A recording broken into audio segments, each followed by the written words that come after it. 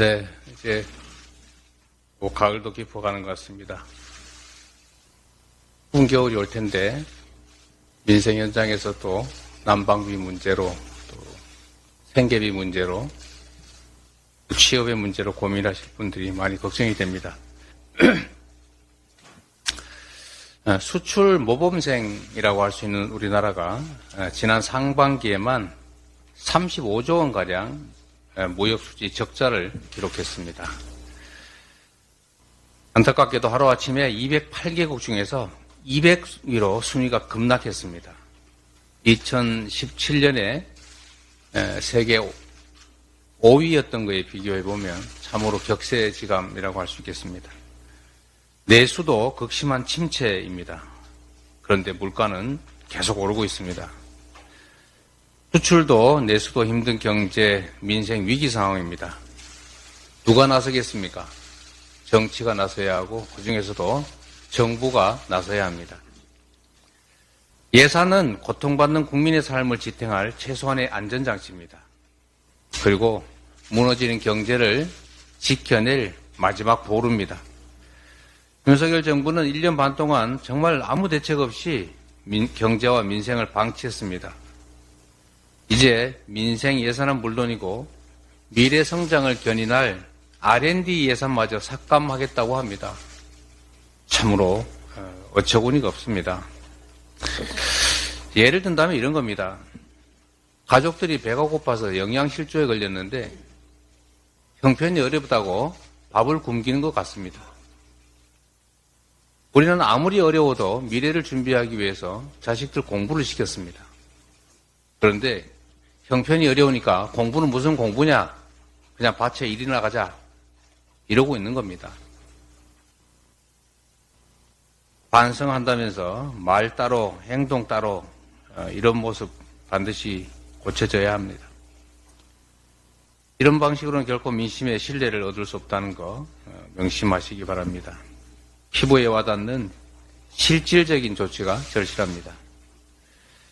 어제 당정에서 코로나 이후에 고통받고 있는 자영업자 대책을 발표했습니다. 만족스럽지는 않지만 그래도 오랜만에 보는 잘한 결정으로 생각이 됩니다. 그러나 여전히 턱없이 부족하다는 점도 상기하시기 바랍니다. 윤석열 대통령께서 내일 국회에 오십니다. 이번 시정연설에서는 이런 국민의 고통에 제대로 응답하기를 바라고 민생과 경제를 살리기 위한 실질적 대책이 마련되기를 기대합니다. 국정기조에 전면적 전환이 있다, 생각이 바뀐 것 같다라는 평가를 할 수 있게 되기를 바랍니다.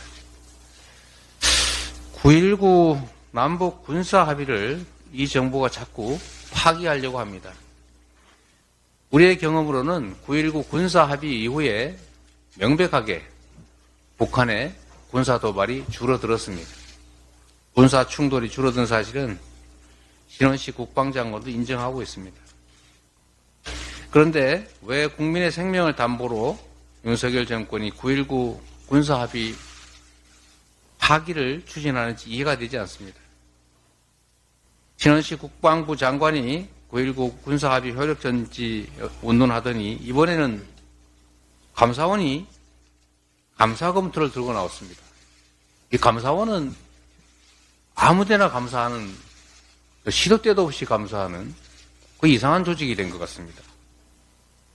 제자리를 찾았으면 하는 바람입니다. 이 정부가 혹시 국지전 같은 돌발적 군사 충돌을 막는 군사 합의를 파기하고 사실상 남북의 군사 충돌을 방치 또는 기대하는 게 아닌가 하는 의심까지 들 정도입니다. 설마 그렇지 않기를 바랍니다. 전면전으로 치닫고 있는 이스라엘 하마스 전쟁을 반면교사로 삼아야 합니다. 국민들이 생명을 잃고 대량 파괴에 고통받는 그런 현실을 결코 방치 또는 방임해서는 안 된다는 말씀드립니다. 조그마한 불씨 하나가 언제든지 거대한 화마로 번질 수 있다는 거 인식해야 합니다. 국가의 제1 의무가 국민의 생명과 안전을 지키는 것이라는 점 명심하고 싸워서 이기는 것보다 싸우지 않고 이기는 것이 더 낫고 그것보다 더 상책은 싸울 필요가 없는 평화를 만드는 것이다 라는 점 명심하시기 바랍니다. 그동안의 강력한 국방력 그리고 든든한 한미동맹으로 전쟁을 억제해온 우리가 군사합의를 파기한다면 남북 간의 무력 충돌의 불씨가 되살아날 수 있습니다. 이로 인한 피해는 오로지 국민 그리고 인근 지역, 접경 지역 주민들에게 돌아간다는 사실을 명심하시고 신중하게 접근하시기를 바랍니다. 이상입니다.